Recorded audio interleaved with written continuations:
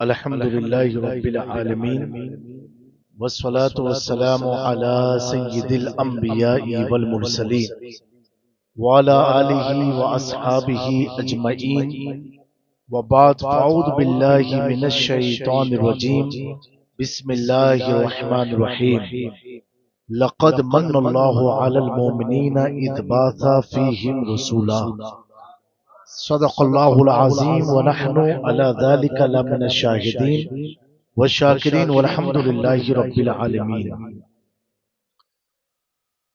حضرات گرامی، سب سے پہلے ہم سب اس مسجد سرکار کلام میں بیٹھے ہوئے ہیں اور جس آیت کریمہ کی تلاوت کا میں نے شرف حاصل کیا، اس آیت کریمہ کے فیض کو حاصل کرنے کے لیے ایک بار جی لگا کر کے نبی پاک صلی اللہ تعالی علیہ وسلم کی بارگاہ میں جھوم جھوم کر کے درود پاک پڑھ لیجئے۔ اللہم صلی علی سیدنا مولانا محمد وعلی آل محمد کما بین تصلی علیہ صلاۃ والسلام علیک یا رسول اللہ صلی اللہ تعالی علیہ وسلم۔ ابا پڑھ لے نویت سنت الاعتکاف۔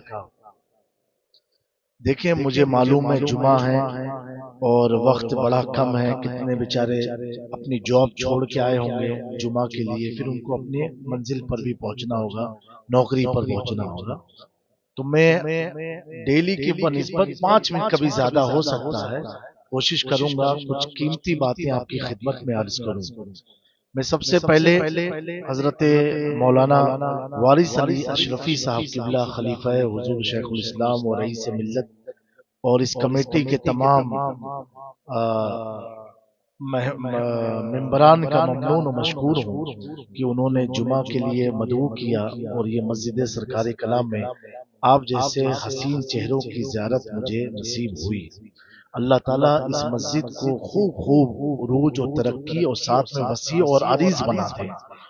مجھے یاد ہے تقریباً 10 سال پہلے، 10-12 سال پہلے ہم آئے تھے یہاں پر، تب یہ حالت بھی نہیں تھی، اور وارث علی صاحب اس زمانے کو دیکھ کے ابھی میں جو آیا ہوں تو میں یہ شعر پڑھوں گا: میں اکیلا ہی چلا جانب منزل مگر لوگ جڑتے گئے کارواں بنتا گیا۔ یہ یقیناً یہ آپ کے امام صاحب کے خلوص اور ان کی محنت شاقہ کا نتیجہ ہے کہ آج الحمدللہ اتنی خوبصورت مسجد ہم دیکھ رہے ہیں۔ دعا ہے کہ مولا کریم عید میلاد کے طفیل اسے اور وسیع اور عریض بنا دے انشاءاللہ تبارک و تعالی۔ میں یہ عرض کر رہا ہوں کہ اللہ تعالیٰ نے قرآن مجید میں ارشاد فرمایا: لَقَدْ مَنَّ اللَّهُ عَلَى الْمُؤْمِنِينَ إِذْ بَعَثَ فِيهِمْ رَسُولًا۔ آپ یہ آیت کا جو نزول ہوا اور جو صحابہ کرام بیٹھے رہے ہوں گے تو وہ سن کر کے کتنا خوش ہوئے ہوں گے، کیونکہ اس کا معنی یہ ہوا یقیناً لقد من اللہ، یقیناً اللہ نے احسان کیا، علی المؤمنین، کس پر احسان کیا؟ مومنوں پر۔ اب آپ تصور میں صرف جائیں کہ حضور کی بارگاہ سجی ہو اور صحابہ کی مقدس جماعت بیٹھی ہو اور یہ آیت کا نزول ہو رہا ہو، سمجھے کیا نازل ہو رہا ہے؟ لقد من اللہ، یقیناً یعنی کنفرم، بالکل اللہ نے احسان کیا، علی المؤمنین، کس پر کیا؟ مومنوں پر۔ کیا احسان کیا اللہ نے؟ اذ بعث فیہم رسولا، کہ تم میں ایک رسول کو مبعوث فرما کر۔ اب آپ نے ترجمہ سنا، آپ کی عشق نے کہا سبحان اللہ۔ اب جب صحابہ نے اس آیت کا نزول ہوا ہوگا اور حضور کی زبان سے ترجمانی ہو رہی ہوگی تو صحابہ اس احسان کے چہرے کو بھی دیکھ رہے ہیں، وَالضُّحَىٰ زلفوں کو بھی دیکھ رہے ہیں، مازاغ نگاہوں کو بھی دیکھ رہے ہیں، اللہ کی نشانی کو بھی دیکھ رہے ہیں، اللہ کا نور بھی دیکھ رہے ہیں۔ صحابہ اسے اس وقت دیکھ رہے ہیں کہ جس کی آمد کی خوشی میں اللہ نے قبر میں سارے انبیاء کو کھڑا کر دیا۔ اے میرے انبیاء کھڑے ہو جاؤ، یہ کوئی اور نہیں آ رہا ہے، یہ وہی آ رہا ہے جس کا میں نے مومنوں پر احساس کیا۔ تو تھوڑا سا تصور کی دنیا میں اگر ہم جائیں تو آج حضور کی آل کو دیکھ کر کے ہمیں تازگی پیدا ہو جاتی ہے. ہم شیخ الاسلام کے رخ زیبا کو دیکھیں ایک تازگی پیدا ہو جاتی ہے. ہم سرکار رئیس ملت کی نورانی چہرے کو دیکھیں ایک تازگی پیدا ہو جاتی ہے. جنہوں نے سرکار کلا کو دیکھا ان کے دیکھنے والوں کے دلوں میں تازگی پیدا ہو جاتی ہے.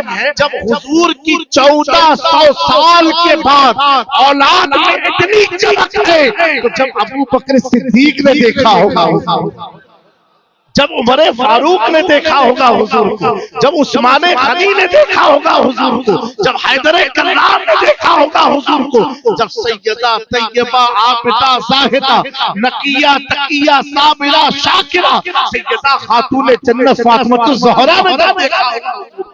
اسی لیے حضور باپ ہونے کے باوجود بھی سیدہ کیا کہتی تھی یا رسول اللہ یا حبیب اللہ, کیونکہ وہ یہ دیکھتے تھے تو میرا نصیب ہے کہ اللہ نے مجھے آخری نبی کی ذریت میں پیدا فرمایا, ان کی اولاد بنایا. لیکن جب ان کی طرف دیکھتی تھی تو ابا نہیں کہتی تھی, کہتی تھی یا رسول اللہ یا حبیب اللہ. الحمدللہ تو اللہ تعالیٰ نے کیا فرمایا مومنوں پر احسان کیا. اب سنیو عاشقو جب اللہ نے خود فرمایا یہ احسان مومنوں پر تو ہم دوسروں سے کیوں امید لگائیں کہ وہ عید میلاد منائیں؟ کیونکہ اللہ نے کلیئر کر دیا یہ احسان ہے کس پر؟ جس پر احسان ہوگا. اگر آپ کوئی تنگی میں ہیں اور کسی سے مدد مانگی اور اس نے آپ کے قرض کے لیے کچھ پیسہ آپ کو ادھار دے دیا, اب آپ اس کا احسان کبھی بھولو؟ ایمانداری سے آپ کہو گے کہ اگر ایماندار ہوگے تو اپنی اولاد کو بھی کہو گے بیٹا کبھی وہاں مت بھولنا, اس نے میری مشکل وقت میں میرا ساتھ دیا. اور اس کو اگر صوفیانہ رنگ چڑھایا جائے آپ مریض ہو گئے اور کوئی ڈاکٹر علاج نہیں کر پا رہا ہے سب کچھ, اور کسی نے آپ کو مشورہ دیا جاؤ کہ چوچا شریف چلے جاؤ اور مخدوم پاک کی بارگاہ میں چلہ کر لو آرام مل جائے گا, اور وہاں پہنچتے ہی اللہ نے آپ کو اس مرض میں شفا عطا فرما دیا, تو کیا کبھی آپ مخدوم پاک کا دیار بھول پاؤ گے؟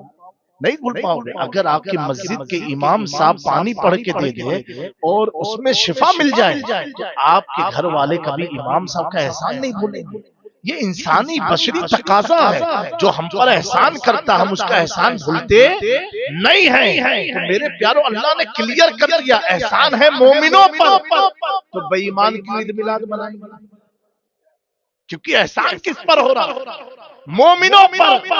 اسی لیے میرے امام نے کہا حشر تک ڈالیں گے ہم پیدائش مولا کی دھوم مثل فارس نجد کے قلعے گراتے جائیں. اب اپنی بات کو میں ختم کرنے کے قریب میں ہوں. ایک حضور مخدوم اشرف جہانگیر سمنانی آپ لطائف اشرفی میں بیان کرتے ہیں میرے آقا کی شان کے بارے میں کہ حضور بالکل جوانی کی عمر تھی, تقریباً 20 سال 21 سال, بالکل شباب پر تھے. اور یہ لائیو بھی چل رہا ہے تو یہ مخدوم پاک کا بیان ہے جس کو نظام یمنی نے لطائف اشرفی میں کوٹ کیا. ممکن ہے الفاظ میرے ہوں اس میں ادھر ادھر, لیکن مفہوم وہی ہوگا جو لطائف اشرفی میں موجود ہے. حضرت مخدوم پاک فرماتے ہیں کہ حضور پاک صلی اللہ علیہ وسلم کی جوانی کا عالم تھا, ابھی اعلان نبوت نہیں فرمایا تھا, لیکن آپ کا چہرہ اتنا خوبصورت تھا, اتنا خوبصورت تھا کہ لوگ قرضہ جو لیتے تھے لون, تو لون میں کیا لگاتے, گارنٹر کوئی چاہیے نا کہ یہ گارنٹر ہے اس کا, تب آدمی لون دیتا. آج کے زمانے میں ہی چلتا ہے. حضور کے حسن کو دیکھ کر کے لوگ اس حسن کا لون لے لیا کرتے ہیں. اس پر بڑی واقعات ہیں حدیث میں, لیکن میں اس پر نہ جاتے ہوئے مخدوم پاک نے کیا خوب فرمایا. آپ فرماتے ہیں کہ حضور کی جوانی تھی اور آپ کا بڑا چرچا تھا مکہ مکرمہ میں. تو حضرت خدیجۃ الکبریٰ, ابھی آپ کی شادی نہیں ہوئی, آپ نے اپنے خاص خادم و غلام کو حضور پاک صلی اللہ علیہ وسلم کے ساتھ لگایا. حضور جا رہے تھے شام میں تجارت کے لیے, بزنس کے لیے, ایک دم جوانی عمر تھی, اور حضرت خدیجۃ الکبریٰ نے اپنے خاص غلام کو کہا کہ تم محمد ابن عبداللہ صلی اللہ علیہ وسلم کے ساتھ سفر میں رہے اور دیکھنا وہ ان کی ایکٹیویٹی کیا ہے, وہ کرتے کیا ہے, یعنی آج کے دور میں جاسوسی کرنا, وہ کرتے کیا, ان کا عمل کیا ہے. اتنے حسین و جمیل ہے، فالو اپ کرنا. اب حضور کو جو فالو کرے گا سبحان اللہ، وہ لوگ بھٹکے ہوئے اگر حضور کو دیکھ لیں تو اللہ راہ راست عطا فرما دیتا ہے. اور وہ تو حضور ہیں، سب کچھ جانتے ہیں. وہ ساتھ ساتھ سفر میں رہے، بڑا پیارا واقعہ، ساتھ ساتھ سفر میں رہے، سب دیکھا گھوڑے میں ساتھ ساتھ چل رہے ہیں. اور ایک منزل آئی شام میں، ایک بہت بڑا گرجا گھر تھا، چرچ تھی. وہاں پر ایک درخت تھا، اس درخت کے سائے میں آپ صلی اللہ علیہ وسلم نے ٹک لگایا، آرام فرمایا. اس منظر کو بھی دیکھ لیں. جب حضور وہاں آرام کیے، ٹک لگائے، جیسے آدمی تھک جاتا، ٹک لگائے درخت پر، ٹک لگایا. جیسے سورج کہاں سے نکلتا ہے؟ پورب سے. اور ڈوبتا کہاں پر ہے؟ پچھم کی طرف ڈوبتا ہے. ٹھیک. نبی پاک صلی اللہ علیہ وسلم اس واقعے سے مجھے جو یہ میرے اپنے جملے ہیں، حضور پاک صلی اللہ علیہ وسلم اس سمت بیٹھے تھے جہاں پر سورج ڈوبتا ہے. سمجھے؟ تو جب آپ صلی اللہ علیہ وسلم آرام فرما رہے تھے تو پادری آیا چرچ میں، تو اس نے دیکھا سارے جنگلے بند ہیں، پھر روشنی آ کہاں سے رہی؟ پورے جنگلے بند تھے، کیونکہ کوئی کام، یہ تو مسجد ہے، 5 وقت اللہ کے نیک بندے آتے ہیں. باقی سب کوئی سنیچر کو جاتا ہے، کوئی بدھوار کو جاتا ہے، کوئی گرووار کو جاتا ہے. تو بڑا حیران ہوا. تو اس کو ہی لگتا ہے سورج کی کہیں روشنی. تو جب اس نے جنگلہ کھولا تو دیکھا کہ سورج تو پچھم کی طرف ڈوبتا ہے، پورب سے نکل رہا ہے، یہ پچھم کی طرف سے اتنی روشنی کیوں آ رہی ہے؟ تو جب جنگلہ کھولا تو کیا دیکھا؟ ایک درخت کے نیچے خوبصورت نوجوان بیٹھا اور حضور سو رہے ہیں، آرام فرما رہے ہیں. اس پادری نے جب اس منظر کو دیکھا تو جو خطیۃ الکبریٰ نے جسے جاسوسی کے طور پر بھیجا تھا، یہ گڈ وے میں جاسوسی، مثبت وے بھیجا تھا، اس کو اس نے پادری نے بلایا، کہا ادھر آؤ. کہا کہ یہ بتاؤ کیا یہ محمد ابن عبداللہ ہے؟ تو کہا کہ ہاں. کیا یہ مکہ کے رہنے والے؟ بولے ہاں. تو وہ بولا کہ آپ کو کیسے معلوم پڑا یہ تو پہلی بار شام میں آئے؟ تو کہا نہیں، ہماری کتاب میں یہ لکھا ہے کہ جو آخری نبی ہوگا وہ اسی درخت کے نیچے آرام کرے گا اور اس کا نام محمد ابن عبداللہ ہوگا اور وہ مکے کا رہنے والا ہوگا. تو کہا اب مجھے اس نوجوان کے بارے میں کچھ بتاؤ. دیکھ، کسی کو آپ دیکھ لیتے ہو، کسی کے حسن کو دیکھ لو، پھر آپ کے اندر طلب جاتی ہے بھائی ہے کون، مجھے بتاؤ ہے کون. وہ پوچھ رہا ہے پادری اس سے کہ مجھے بتاؤ ان کے بارے میں، ان کے خاندان کے بارے میں، ان کے قبیلے کے بارے میں، ان کے رشتہ دار پریوار کے بارے میں. اس نے کہا بھائی مجھے بھی کچھ معلوم نہیں ہے، میں بھی مکے سے ان کے ساتھ ساتھ چلا ہوں، اور جیسے تو انہیں دیکھتا رہتا ہے ایسے پورے سفر میں بھی ان کو دیکھتا رہتا ہوں. دیکھتا رہتا. پتا کیا چلا؟ میرے آقا صلی اللہ تعالی علیہ وسلم کو اللہ نے فرمایا والشمس، حضور کو اللہ نے مثال سورج سے دی. کہاں سے دی؟ سورج سے دی. اللہ اکبر. اسی مثال کو کتنے لوگ بھٹک گئے، بہک گئے. سورج ہمیشہ شباب پر نہیں رہتا ہے، کبھی ڈوبتا بھی ہے، پھر اٹھتا ہے، کبھی اس کی چمک تیز ہوتی ہے، کبھی نرم ہوتی ہے. لیکن قربان جاؤ 14ویں صدی کا مجدد امام احمد رضا سمجھا رہا ہے یہ وہ سورج نہیں ہے جو تو آسمان کا سورج سمجھ رہا ہے، جو ڈھلتا ہے، اگلتا ہے، آگے نکلتا ہے. یہ وہ سورج ہے. اللہ اکبر. چمک تجھ سے پاتے ہیں سب پانے والے، میرا دل بھی چمکا دے چمکا. میرے پیارو، ابھی آپ مفہوم نہیں سمجھ پائے ہو، اب میں سمجھانا چاہتا ہوں کہ اعلیٰ حضرت نے فرمایا میرے دل کو بھی چمکا دے، میرا دل چمکا دے.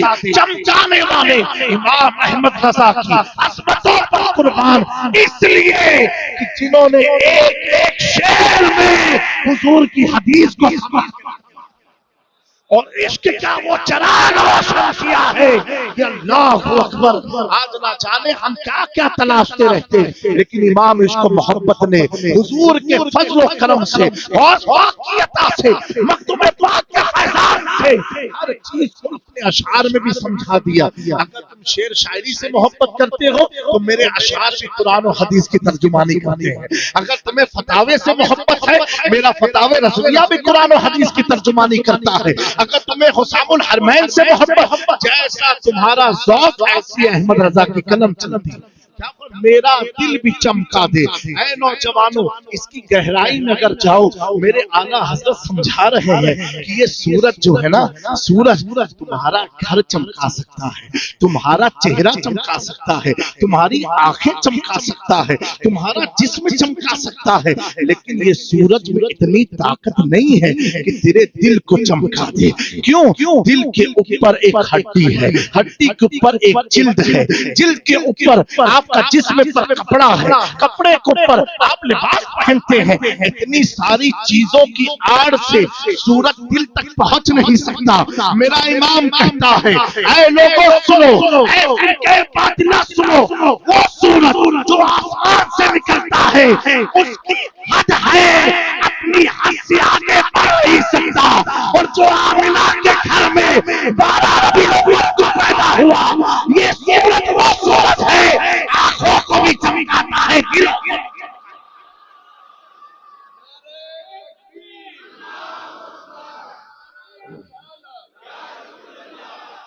میرا دل بھی چمکا دے چمکانے والے. تو اسی لیے کہتے ہیں اپنے دل کو مدینہ بنا دو، حضور کی محبت کا مدینہ بنا دو. میں کہتا ہوں نوجوانوں، حضور پاک سے ایسی محبت کر لو، ایسی محبت کر لو. جب ذکر مصطفیٰ ہو، سوتے بھی ہو تو اٹھ کے بیٹھ جاؤ. محبت ایسی ہے، سوتے بھی رہو تو خیال مدینے کا چلتا رہے، سوتے رہو کسی بھی کام میں رہو. بہرحال مختصر میں عرض کرتا ہوں، یہ معاملہ دیکھ کر کے وہ شخص بھی حیران ہوا. حیران ہونے کے بعد جب قافلہ واپس مکہ مکرمہ پہنچا، خدیجۃ الکبریٰ کا دل لگا تھا اور اپنے خادم سے پوچھا، اب مجھے بتاؤ اس کے آئے آئے بس 1-2 منٹ اور ہے، معاف کرنا جس کی نوکری وکری کا سوال ہے. اللہ تعالیٰ آپ کی روزی میں بے حساب برکتیں عطا فرمائے. خدیجۃ الکبریٰ پوچھتی ہیں، اے میرے خادم مجھے بتاؤ محمد ابن عبداللہ صلی اللہ علیہ وسلم کے بارے میں بتا دو. اللہ اکبر.